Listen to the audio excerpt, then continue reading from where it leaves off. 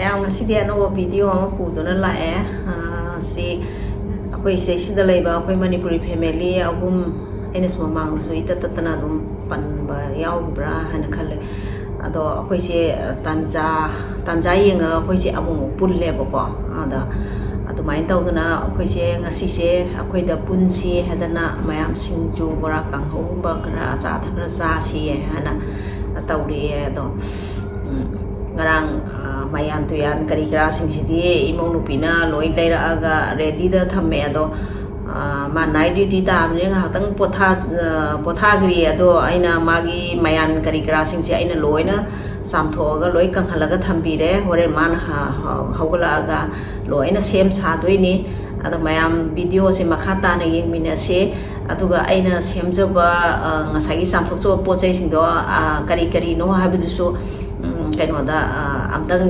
yengminase pot singdo kari no habado aduga mayam video se ngasi se nuai dodi male mayam punthokdana ai je tanja se yam tangna phangba tanja oina thoe mayam suti timing se yengnaraga khoi se kai gumbi imsara so khoi ge punjanaraga he saminaba adumain tawbako aduna loi thong thakpa khopa imong nupina loina tawrani mado akhoi yengminasi mayam video se makhata admak yengminasi chawai ama lere singju da hapnaba sisna kana alu ngawda hake sisna komangal tawun mo sisna tawge lu sisna singju gi kombrek mikibana and here is my beautiful daughter dear Rakisham, say hi. Wow. Hello Maya, welcome back to my channel. Jula kayo na tulo. Jula tulo Ito Maya, may chawai kangal kare. Sida ay mo kangari ka hapsun ha. Nado kami naran. Ang mga gata mo hora. Kaya ba no? Kaya ba no? Kaya ba no? Hayro? Kaya ba no? Hayro? Kaya ba no? Kaya ba no?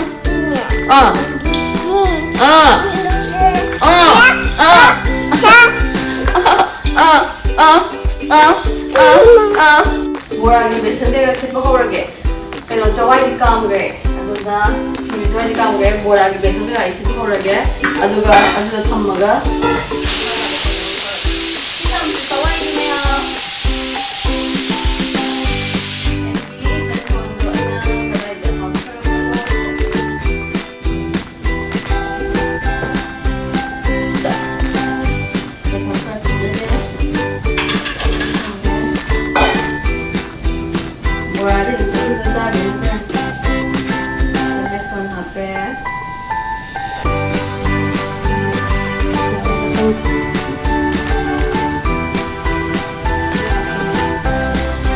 Beson kezi magi bora hoge. Kerja thabi kamu ngaten ko. Sandi thar no khai te. Khar papsi. Khar sang ho.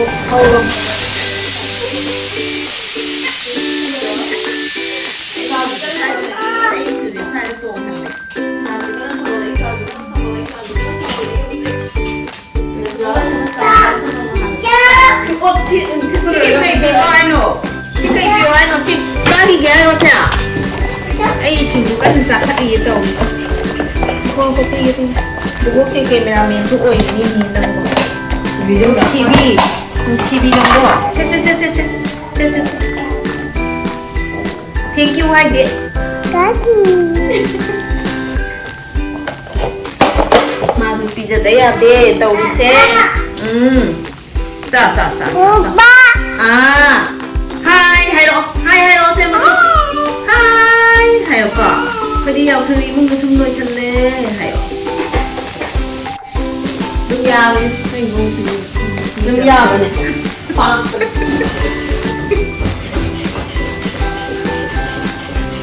Mama sang kan si dum. Nak ran ni aku. Ki di kong paksa wani. Ni hai na ni paksa or samurai ja. Nata ding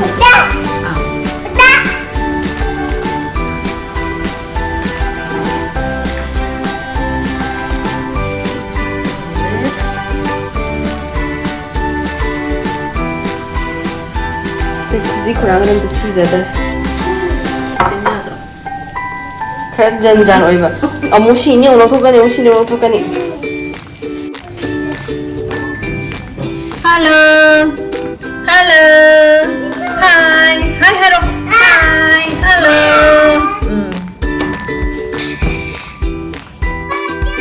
taraga chabe hawe ba garam masala ga tar hapado ngau ki chabe hawado ado si chawli hai ado ai major di khangde si se oi tarage mangal na mangal na ma alu ngoda mathak chai bado ado to den tarage ba yes what do you say si khang hangale ado angang se fazana dum kebi baba hoje kai sare mon to masam lelo thokar age mangal han tawon phada mal mangal na khayam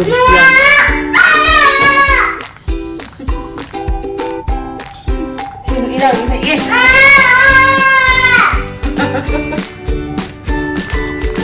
yang wai si de haiba botol masal de haiba ai ngai ngam de ai yang pakai jura se tani na do ni na mu yeng se sai na haiba na pare ya kan juro yang pasal kalian tadi lalu police ya tuh who is this mangga tuh sudah lincang ya ini ada ini cuma sih sampun ba samyang pun ini sih yang satu saya yang ini apa ba masuk sini Bobogi sushi nice yang hadere wow ure sinang apa dia ate how bobo hai ni bobo nusi bra haro bobo nusi bra nusi ya nusi dari kai no bobo nusi dari lo ya na masu mama ha mama buka saja. Ya benar toh? Ya. Bubung si bra. Hawe. Hawe. Ini rumah yang anu sih. Amada. Kisi makai tahu na. Ini semua sih murdi orang. Ini makai. Betul. Untuk kamu lagi, hai, ai cake sari, hayo, ai bobo ke cake sari, hayo sih, bobo ke cake sari, hayo, bobo ke cake sari, hawe, masih dia hawe,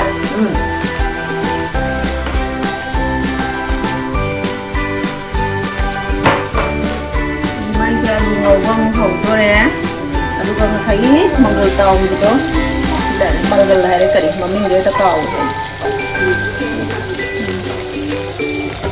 luar kan tamu baik nak pokok sina alu mau hong ni sekalian saya alu doa mana pokok betul alu ohum dah ni kezi amaga pawama kita nak tahu yang cakap dia cakap masuk kayak tobino mày còn muốn vào đây thì sẽ quay mua điểm tiêu hả? Xong đâu thôi cái gì xem nào? Ini hai cái mèo cái mà bạn cái điếu uống gì sih hai phải tăng mèo dukan kerika yang dari Ramdhani to sister pergi sister lagi kok mata pergi mana ke ai thok rồi ada thok sih no ada oke sini tuh sini pakai dan tema ada tuh punya itu sisi Ramdhani ini kira-kira munbah ya dua alu cino buat ya nanti main goisan badak karena mungkin sih mau acara lagi macam tu pasal bayang dia, kau dah mandi mandi comment tu ada berapa Ramen drop tꯧꯕꯤꯔꯝꯃꯣ ꯃꯁꯛꯇꯤ ꯐꯖꯔꯦ ꯀꯩꯅꯣ ꯚꯤꯗꯤꯑꯣꯗꯗꯤ ꯈꯪꯗꯦ ꯑꯁꯦꯡꯕꯗꯤ ꯃꯁꯛ ꯐꯖꯔꯦ ꯑꯗꯣ ꯍꯥꯎꯔꯁꯨ ꯋꯥꯅꯤ ꯈꯨꯠꯇ ꯁꯨꯃꯥꯏꯅ ꯉꯧꯕꯁꯤꯅ ꯍꯥꯎꯋꯦꯕ ꯃꯩ ꯂꯩꯊꯔꯒꯀꯣ ꯉꯧꯕ ꯁꯨꯃꯥꯏꯅ ꯅꯩꯗꯧꯔꯦ ꯁꯤꯁꯦ ꯄꯣꯛꯂꯛꯇ꯭ꯔꯦꯕ ꯄꯣꯛꯂꯒ ꯂꯧꯊꯔꯒꯦ ꯇꯧꯕꯅꯦ ꯕꯣꯇꯜ ꯃꯅꯨꯡꯗ ꯇꯣꯡꯉ ꯂꯩꯔꯝꯃꯦ ꯇꯦꯡꯁꯦ ꯃꯃꯤ ꯀꯥꯈꯠꯂꯒ ꯍꯥꯏꯔꯣ ꯑꯗꯨꯏꯗꯤ ꯇꯦꯡꯁꯦ ꯀꯥꯈꯠꯂ ꯇꯣꯡꯉ ꯂꯩꯔꯝꯃꯦ ꯃꯁꯤꯕꯨ ꯀꯩꯅꯣ 이제 이거 말고 봐요. 마수 마음 덮어니 땡겨오니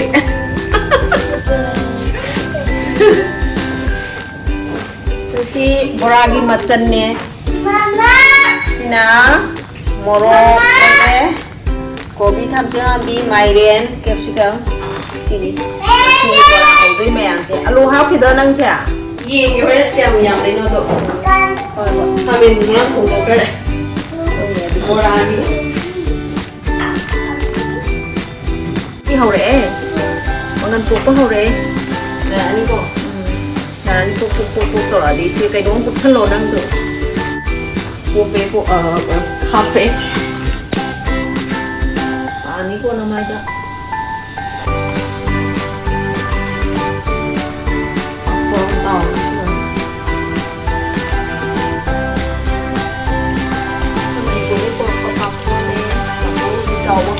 Mani, Bahurani. Lagi boleh ini nggak sama sana. Tangsungnya itu ya. Kemudian, masih borang sih juga cara. Jadi mayam langsung hondere. Jadi sinju suka hondere. Mayam. Sini. Aku tidak boleh kalau tahu kan.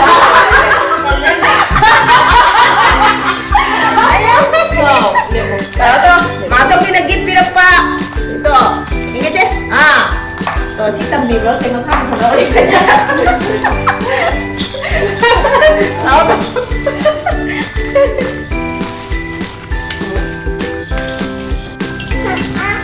Orang hubung hore, semua tu hore kan? Sambil tu kalau hore, orang hore, ayam baru tu salah Mama. Sabi angang mo na sana ni na sa angang mo. Sana ba? Okay ba? Papor. Manipuli kabar Bahurani nih. Ayo. Yes, papor je. Ada papor pakai mana sing badagi? Ini kay Tauri. Hi. Kay Tauri ka na. Hai, ta xin thanu. Is, yang chẳng mà lịch có. Má châu Phi. Mấy chân tôi luôn. Kakak, dia.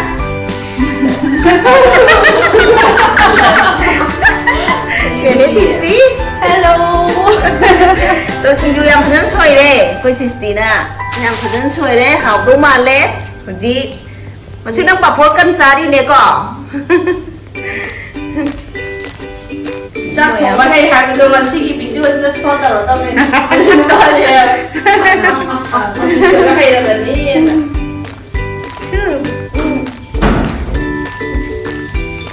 đi học đi Sisti đã xoay đi đi học đúng mà Tama, murah sih tisu nggak? Dia so bamiao jadi kok, moro kali kan, belum orang khang dia ba. Tahu. Người ta mới ai đó piro dia so ba. Sila mungkin atau kau bila lagi murah sih yang mana ba?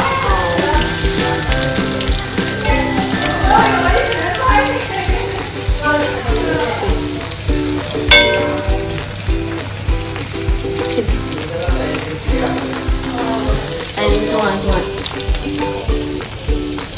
Ini masih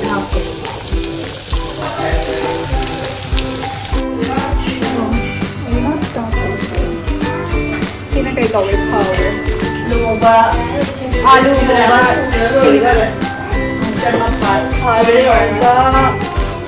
Garam chai. One by one. Okay, one by one tutorial.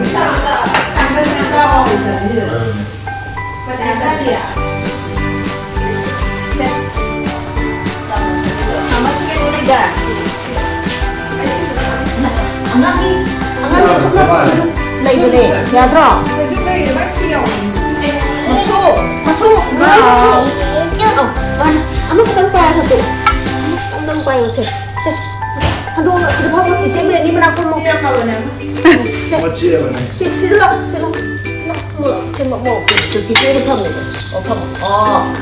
나라고 인해 파모 시리모로 잘 시리 사사네 사사 Nó có má để lau đi từ ra xe gì đi ra đi quốc Đi ra nó sẽ đâu Hello Chỗ ra đâu Đi ra Chân nhau mình không được, chân nhau mình không thể. Chơi thì em mình không thể.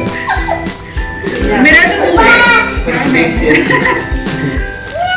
Tại chưa Đâu mình đi thôi nè Nói đây là đừng ai đi đây Đừng có đi nói không Bay rồi. 생각하는 것만 봐 주시에 사이즈 좀 담보네. 처음 나간 내기 담보.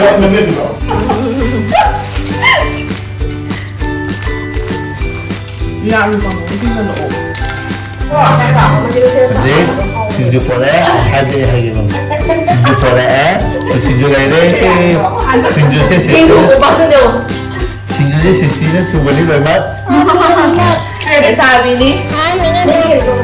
진주가 잡히는 이제 내지대로 가다가 또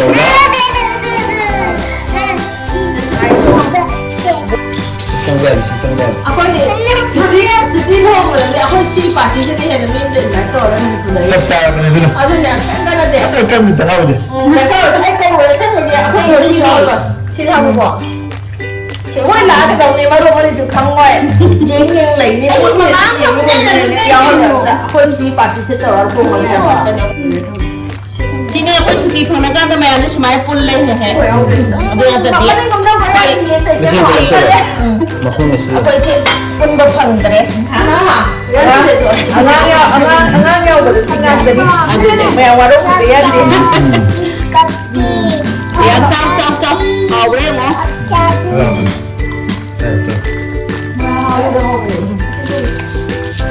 mẹ nuôi là tao không có quả cái police nuôi cái quả tao là phần của Tanzania hai tàu mà số hai tàu hầu đó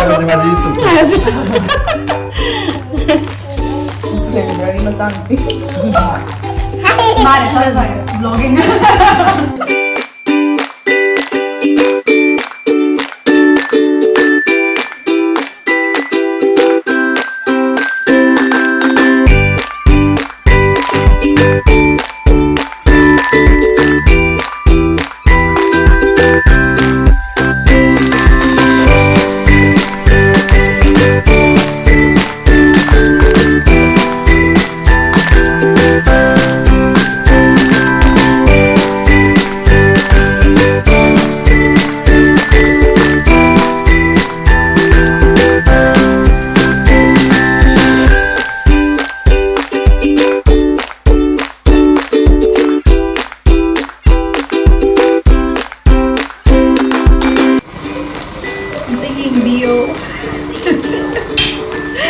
là giấy hình thạc kỷ.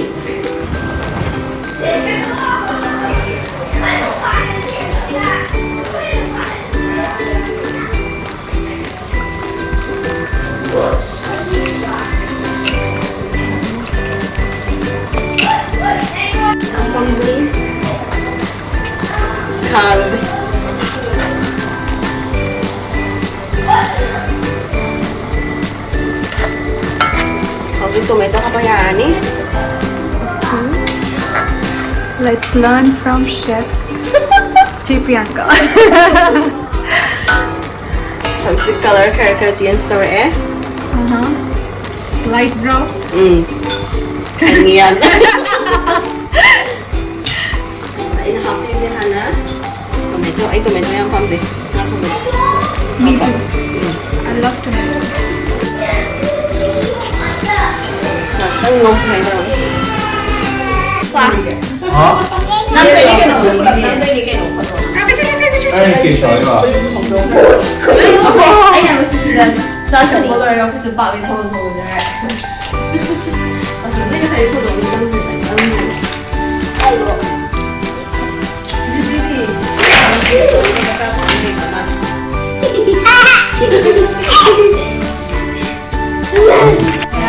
Step ama tawagpo kaya video na ba daw?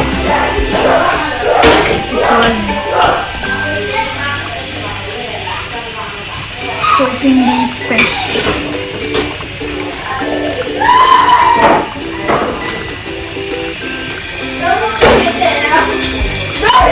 may pick na nagdabira ni low flame na doon gani ngakang habi tuloy na ba na sa tadi tuloy dumago na tanga haway na fish magi fazana chama haway na may utong man do ano low flame na sa na talaga kaya na tang tabi man kasan na ba ngakang ko na natin ay ba din na Right. Sada yung ganda. do ngakang nilagay na thumda siya ni masaka tasan na ba Okay. may ang preserve yung ay nga thungse machu mahi thakri ba may sa tapna nagdaraga dum chokhan bani ba kuma masal ta tasan na bani na ada aina alu ga hawai ka ka chai sa mo jam phasare chonda na nga mo mako mari ya so bani nga ngoi bisi ay nga mo so ko da ke sa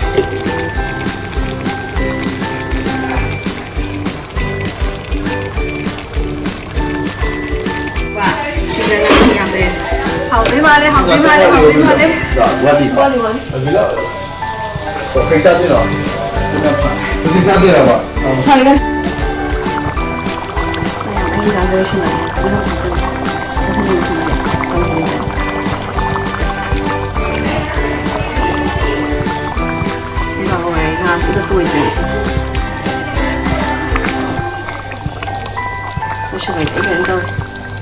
show kan to rin yan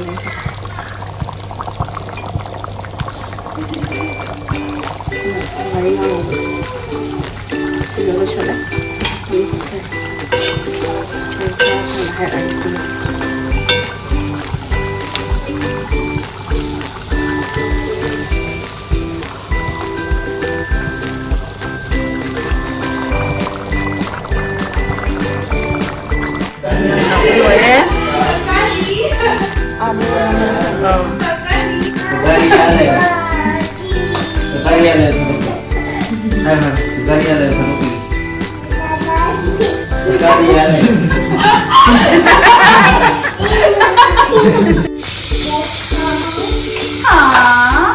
Kenapa kita lupa kira?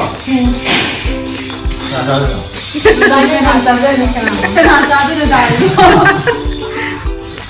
Kang ho ro na